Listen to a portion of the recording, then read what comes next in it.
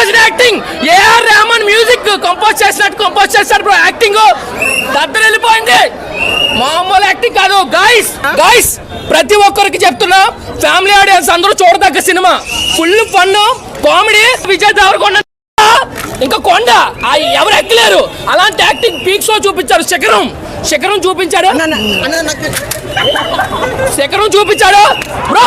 Final గా నీకు చెప్పేది ఏంటంటే ప్రతి ఒక్కరు ఎంజాయ్ చేయొచ్చు. అలా బాగా చేశారు ప్రతి ఒక్కరు యాక్టింగ్. సస్పెన్స్ కి అయితే బుర్రపాడు అన్న. విజయ్ దేవరకొండ అన్న కొంచెం రొమాన్స్ నేర్పించండి కొంచెం. పాపం కొంచెం అన్న కొంచెం స్మూత్ గా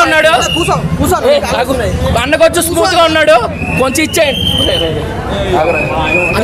ఏ చిల్లర్లా చేస్తున్నాడు. Kingdom block buster.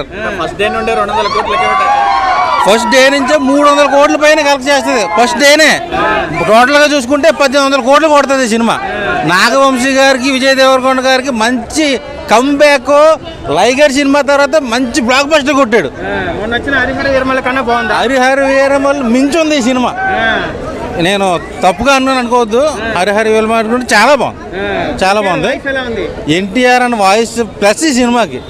ఆయన డైలాగు బీజే మొత్తం ఉంటే ఫ్యాన్స్ అయితే బట్టలు సింపుకుంటారు అసలు. ఇలాగా అంత బాగుంది.